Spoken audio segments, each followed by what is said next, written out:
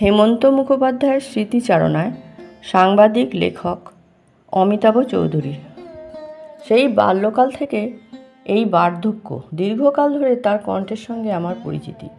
মনে আছে 40-এর দশকের গোড়ায় তার গান রেকর্ড শুনে কি উন্মাদনাই না হয়েছিল।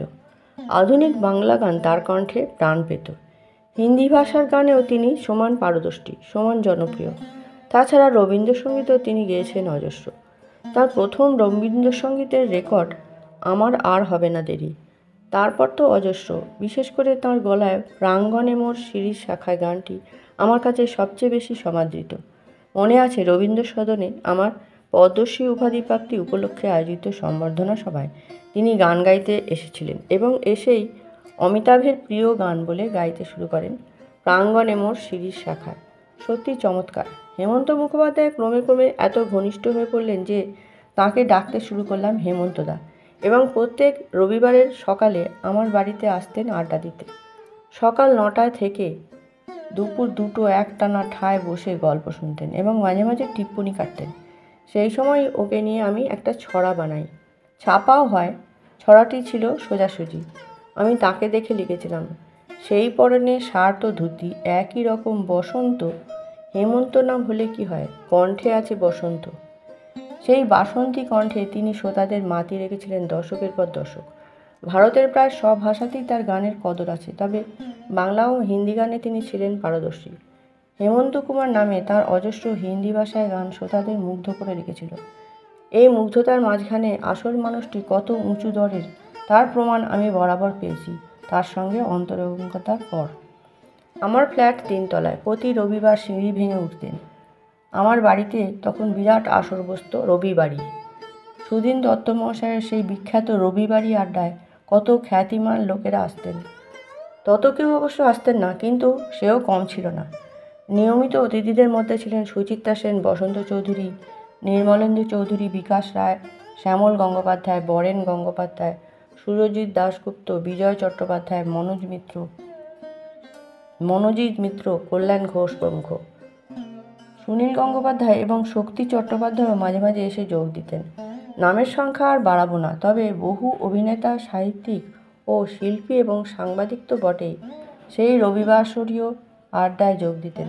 আমি শেষ দিকে ক্লান্ত হয়ে খেয়ে দিয়ে বিছানায় চলে যেতাম, কিন্তু আড্ডা চলতো এবং প্রায় 2টো নাগাদ আসতেন সুধীন দাশগুপ্ত ও তাঁর স্ত্রী অর্চনা দাশগুপ্ত।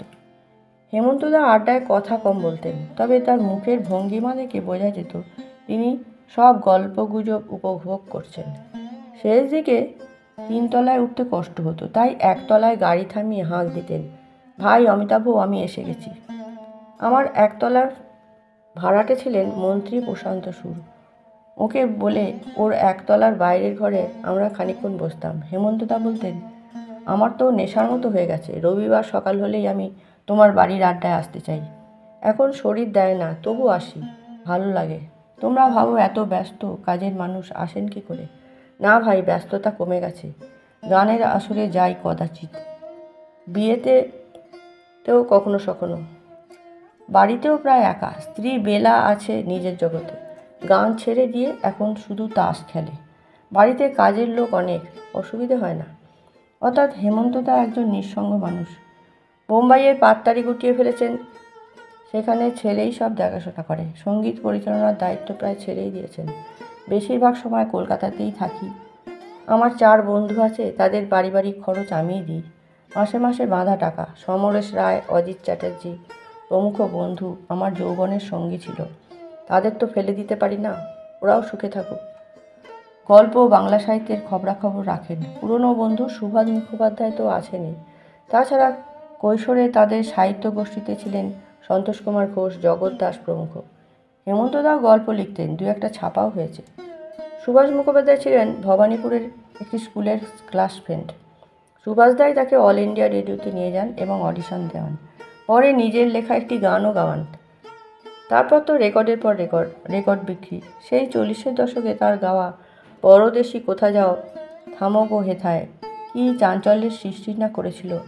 পলাশ বনের ছায়ে এখনও আমার যেতে ইচ্ছে করে, আজও কত গান আমাদের রক্তে মিশে আছে। আমি আধুনিক নামধারী ভক্তের গানের ভক্ত নই, বরং বিরোধী, কিন্তু হেমন্ত মুখোপাধ্যায়ের কণ্ঠে সব গানই ভালো লাগতো। মেলোডি তার গলায় প্রচুর ছিল এবং তা দিয়েই তিনি বাজিমাত করেছেন। টালিগঞ্জে আজাদগড় পাড়ায় হেমন্তদার এক টুকরো জমি ছিল। হঠাৎ একদিন বললেন, অমিতাভ, তুমি তো ভাড়া দিয়ে এই ফ্ল্যাটে থাকো, আর ভাড়া দিতে হবে না, তুমি আমার তৈরি নতুন ফ্ল্যাটে চলে এসো। দাম খুব কম এবং কিস্তিতে কিস্তিতে তা দিতে পারবে। সত্যিই তাই, নামমাত্র মূল্যে কিস্তিবাদী একটা ফ্ল্যাট আমি উপহার পেলাম। আমার এক মামাতো ভাই এবং সাহিত্যিক প্রফুল্ল রায়ও ফ্ল্যাট পেলেন নামমাত্র মূল্যে। হেমন্তদার শরীর ভালো যাচ্ছিল না। একদিন কয়েকটি ছেলে আমার বাড়িতে এসে হাজির। বললেন, আমাদের বাঁচান, আমরা রবীন্দ্র সদনে একটি গানের আসরের ব্যবস্থা করেছি, তাতে শান্তিদেব ঘোষ গাইবেন স্থির ছিল। একটু আগে জানালেন তার মা অসুস্থ, তিনি কলকাতায় আসতে পারবেন না শান্তিনিকেতন থেকে। আমরা পড়েছি বিপদে, টিকিট বিক্রি হয়ে গেছে, কাল অনুষ্ঠান, এখন পরিবর্তে একজন না পেলে মার খাবো। শুনেছি আপনার সঙ্গে হেমন্ত মুখোপাধ্যায়ের ভাব আছে, তিনি যদি পরিবর্তে গাইতে রাজি থাকেন তাহলে আমরা বেঁচে যাই। সত্যি তাই, আমি অগত্যা হেমন্তদাকে ফোন করলাম সব জানিয়ে। হেমন্তদা অসুস্থ, এখন আর বাইরে গান গাইতে যাব না, কি হবে। অনেক অনুরোধের পর তিনি রাজি হলেন এবং গানের পর গান গেয়ে উদ্যোক্তা ও শ্রোতাদের খুশি করলেন। হেমন্তদা ছিলেন দেবব্রত বিশ্বাসের অনুরাগী, কিন্তু বিশ্বভারতীর মিউজিক বোর্ডের সঙ্গে তাঁর ঝগড়া পছন্দ করতেন না। তিনি ওকে ডাকতেন কাকা।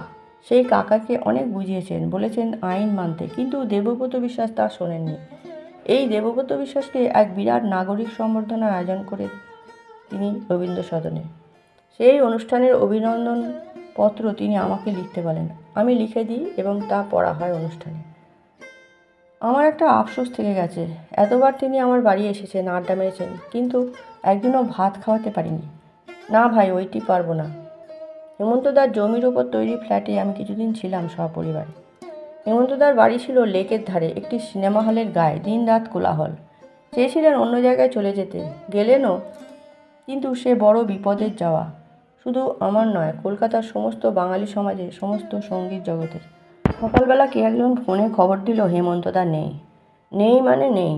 তড়িঘড়ি গেলাম বাড়িতে, সেই সিঁড়ি বেয়ে উঠলাম, ফুলে ফুলে সব ঢাকা। অনুরাগীরা চারদিকে ভিড় জমিয়েছেন, বাজছে তার গাওয়া গান। প্রণাম করলাম, শেষ প্রণাম। বিরাট শোক মিছিল বেরিয়েছিল, রবীন্দ্র সদন হয়ে শ্মশান। সব শেষ, কিন্তু সব কি শেষ? শেষ নাহি যে, শেষ কথা কে বলবে? বাঙালি জীবন ও বাঙালি মননে হেমন্তদা চিরজীবী হয়ে যাবেন। হেমন্তের পরেই তো শীত। আজ বহুদিন তিনি নেই, কিন্তু এখনও আমাদের অনেকের মননে ও জীবনে তিনি জড়িয়ে আছেন। গানের সুর ফুরোয় না, ভালোবাসাও ফুরোয় না। সেই অফুরান ভালোবাসার টানে আমরা হেমন্ত কুমার মুখোপাধ্যায়কে আজও ভালোবাসি। তিনি যেমন ভালোবাসতেন তার প্রিয় বন্ধু সুভাষ মুখোপাধ্যায়কে, তিনিও আমাদের মধ্যে নেই। অনুমান করতে পারি দুই মুখোপাধ্যায় বন্ধু ও অন্য জগতে পরম আনন্দে বাস করছেন, গাইছেন, লিখছেন। সেই যুগল মিলনে অন্য কারো প্রবেশাধিকার নেই। নমস্কার।